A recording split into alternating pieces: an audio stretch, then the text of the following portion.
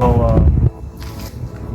we talk about challenge. So the first thing that came to my mind would be the language part, and then even though I started studying English since the first grade of my elementary school, it is still hard to really talk to somebody in the States and then understand what they're saying and then give your response and then to build up a conversation.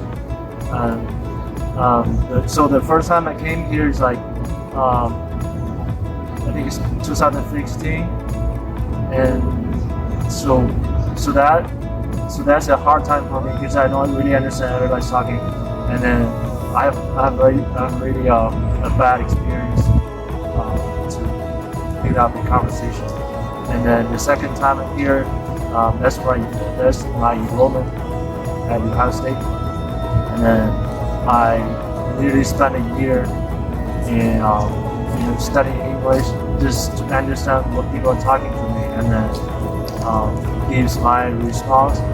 So I looked a lot YouTube videos online and then study the slangs used by American people, like what's up, and then what are they up to. So those are things that I don't really understand when I was in China. So my teacher actually taught me about the slangs, so you have to learn by yourself. And then the second thing is the life expense. So I have to spend $2 for a Coke, and then so that's nearly 14 Chinese yuan. And I can only spend 3 Chinese yuan in China to get the same amount of Coke, and then they taste like same. Yeah. So that's the one thing that bothers me a lot. And then so the other thing I would talk about is food, because I think people here they usually eat pizza or burger a lot, but I mean they taste good, but I can't just eat them every day, so I have to find some Chinese food, and then they're also very expensive. Like it takes $10 for noodles, and that's usually so $10 nearly 70 Chinese yuan, and that's pretty expensive. That's pretty expensive. And then I can get the same noodles in China for only 20 yuan. That nearly triples the price. So yeah. So at the beginning I have to transfer like this $2, and that means 14 yuan. And I found out that if you do this every day, every time you can just ignore that part. You can't do the math. You just blow your mind up. Yeah, same thing about the money spending. That my mom always complains that I spend too much money.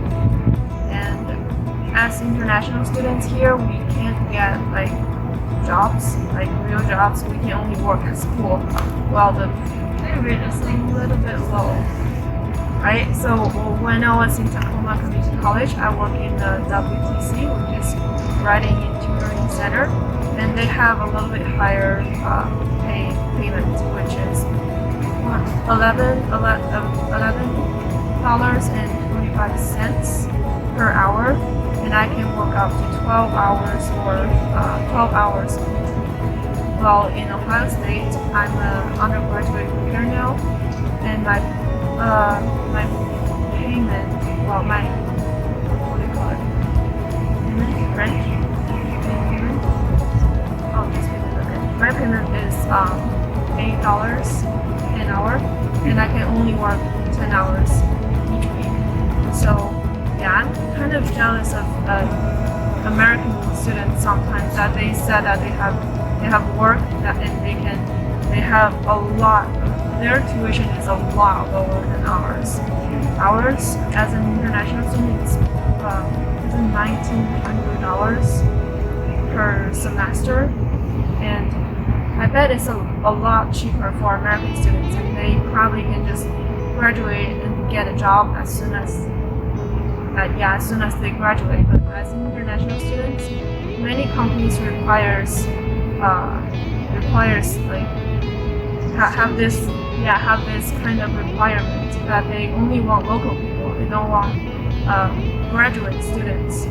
So graduated international students. So that's kind of pretty rough.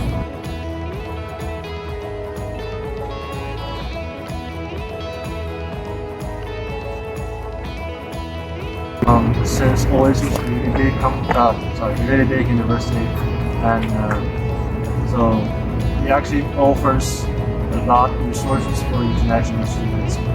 And then if I would have known those informations or those opportunities, I would be a lot easier than my first year at here. So like the writing center, and then the office of international students like OIA, they can do a lot of things for me, like the career fair or job hunting, or like if you have some mental issues, they can help you a lot. And then I think if I can go to the OIA and then find some useful information when I feel not good or feels bad in my first year, that would be great. So I don't have to spend a lot of time talking to my friends, and then I think they are better than my friends in solving my mental issues.